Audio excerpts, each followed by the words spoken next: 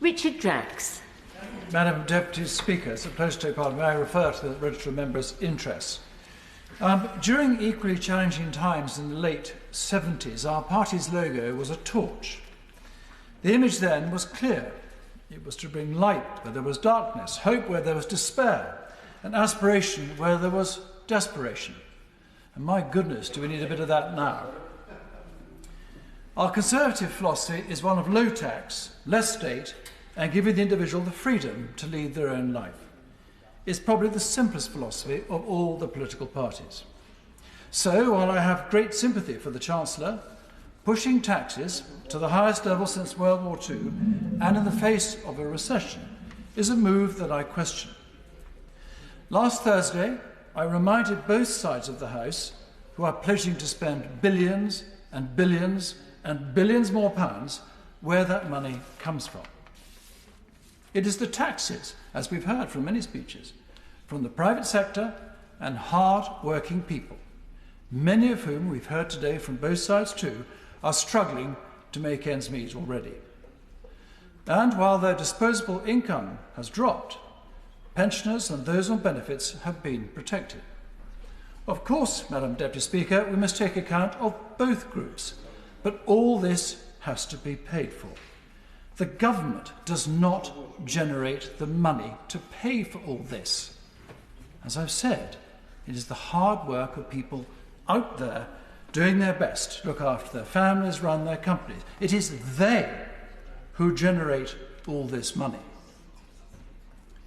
This rush to balance the books has seen the Treasury, regrettably, go after those who have dared to invest some of their hard-earned income in investments. This has given the deceptive term unearned income. The implication all too clear that raiding this pot is perfectly acceptable. It is not. Tell that to those who have saved all their life for their retirement, to enjoy their grandchildren, and crucially, to remain independent from the state. We're facing these financial challenges not least due to an unprecedented pandemic and now a war in Europe, both of which have thrown all economies, not just ours, out of kilter. However, our overreaction to the first damaged not only our economy, but also, it seems, our nation's very psyche. Spending over £400 billion to lock the nation down was always going to have consequences, and a few in this place warned as such.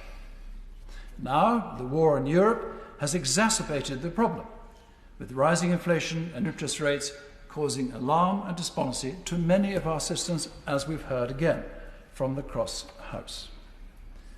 The years of quantitative easing have come to an end. That chicken really has come home to roost. Now in recession, surely it is time to be radical. My right honourable friends, the members for South West Norfolk and Spelthorne had the right idea, but poor timing and presentation saw it flounder. But at least they attempted to break with the current orthodoxy, which sees the government hobbled by organisations such as the Office for Budget Responsibility, whose predictions are often wrong, and the Bank of England. Interest rates could and should have risen far sooner. To date, and in this debate, I've heard consistent calls for money, but little debate on what we can save. This is hard for an already bloated state to do, but save it must. It stretches incredulity that we are pouring billions more pounds into a failing NHS, and we all know it.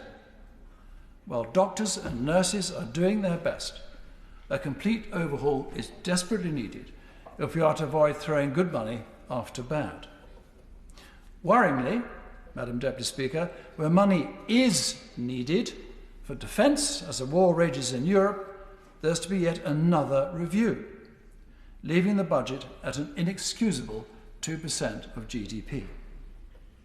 Growth is what we need, and I fear that raising taxes will stifle productivity, disincentivise wealth creators, discourage investment from abroad, and increase, as we've heard again from both sides of the House, unemployment. Finally, we left the EU to give ourselves the flexibility to run our own economy, among other reasons. But there are still 4,000 EU laws on the statute book, with the issues over the Northern Ireland Protocol unresolved. To truly flex our economic muscle and allow the innovators and wealth creators to do their job, these two glaring hangovers from leaving the EU must be dealt with. These are challenging times, as we've all heard. But if we are to succeed and see our country through this recession, we need to relight that torch, and very fast. Nick Brown. Madam Deputy